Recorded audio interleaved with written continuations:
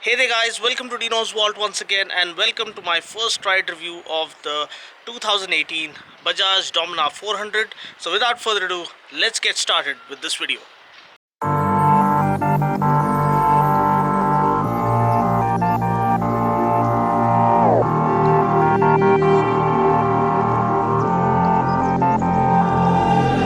The closer you got to me, the faster I try to leave. Like a mirage, like a mirage. The stars that you know like me, on my arms I appear empty. Like a mirage, like a mirage.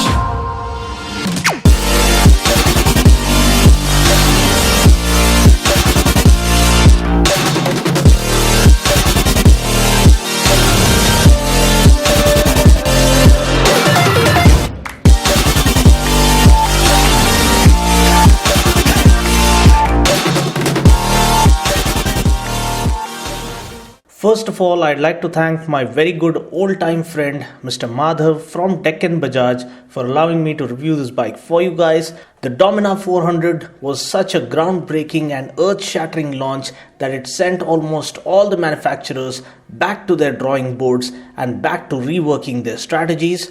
Now, I had the great privilege to review this revolutionary motorcycle on the very same night of its launch last year, and you can find that video link in the description portion below. I was also the first to feature the Dominar 400 Matte Black Edition in 4K Ultra HD, and you can find that video link too in the description portion below. Also, on getting a number of requests, I went ahead and did a mega comparison review of the Dominar 400 taking on the Duke 390, the Mahindra Mojo, and the entire Royal Enfield Brigade, and that is one video you wouldn't want to miss. So we are in 2018, another defining year for the motorcycle industry where a whole flurry of launches are lined up, and what better way to kickstart this year than getting a brand new rendition of the most talked about motorcycle of 2017. Over the last 1 year, the Dominar has dominated the sales charts by completely redefining the value for money proposition so insanely that people found it hard to believe that they were getting a motorcycle with double the power, double the equipment, class-leading features, unique power cruiser styling, and rock-solid performance at nearly the price of some 200 or 250cc bikes. And within a time span of just a year, the bike has achieved several milestones and expanded its dominion beyond boundaries and borders, be it treacherous weather conditions, rugged road surfaces, or even the most challenging terrains and long distance runs. The Dominar has dominated every single dimension with its unflinching demeanor and unshakable character. Now for the year 2018, the Dominar gets some minor updates based on customer feedback, like a new mapping update for the ECU for better response and a more consistent performance.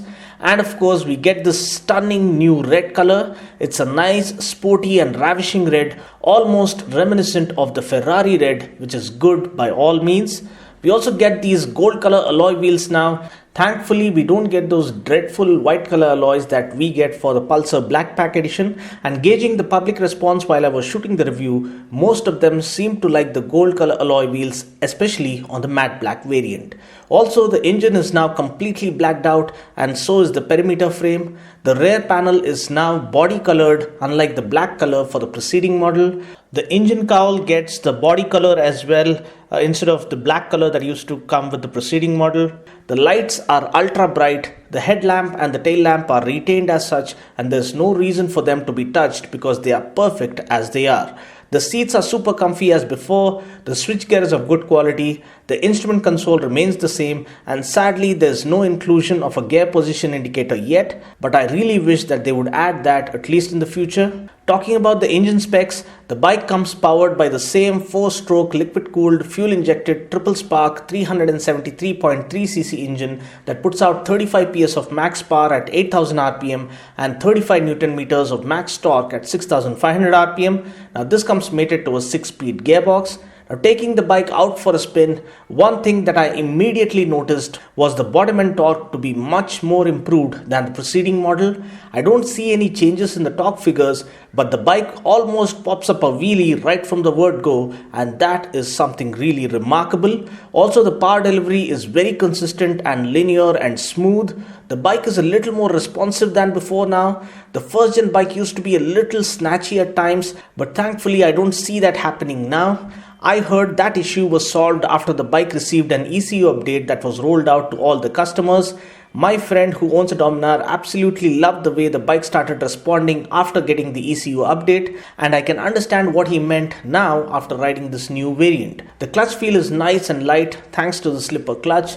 The throttle response is light and crisp. The perimeter frame lends the bike superb handling characteristics, and further aiding this is the metal swing arm that offers rock solid stability. To sum things up, the bike is a sheer delight in terms of refinement, responsiveness, and the versatile nature which enables it to stand out as a more sensible all-rounder, albeit in the affordable range for a wannabe biker to get started and become a part of the biking culture that is catching up with the masses at the rate of knots. The brakes are just as much as impressive as they were when I first tested them. The best-in-class 320mm front disc and the 230mm rear disc, when coupled with the dual-channel ABS, offers superb stopping power. The suspension is ideally tuned to offer a perfect blend of comfort and performance.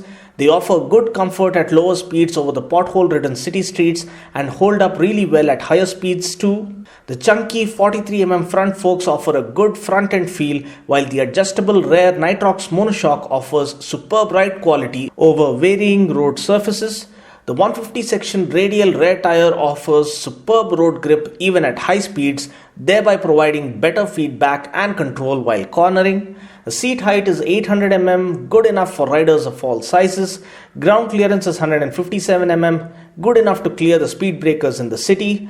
Tank capacity is 13 liters, which I believe could be slightly better, because at least a 16-liter tank, in my opinion, would have been much better, since most of them are using this bike for long distance touring. Mileage wise, surprisingly, my friend who owns a Dominar is getting close to 30 kmpl from his bike, which is unbelievable. But I believe for a 400cc bike, it's better to keep our expectations realistic between 25 to 30 kmpl, and these figures may vary depending upon our riding style and riding conditions. Price ex-showroom Hyderabad for the 2018 Dominar 400 non-ABS variant is around Rs 1.42 lakhs, and for the ABS variant it is 1.56 lakhs. Well, that's pretty much it for now. I just hope you found this video useful. Until next time, this is Dino saying ciao. Take care, God bless, and ride safe.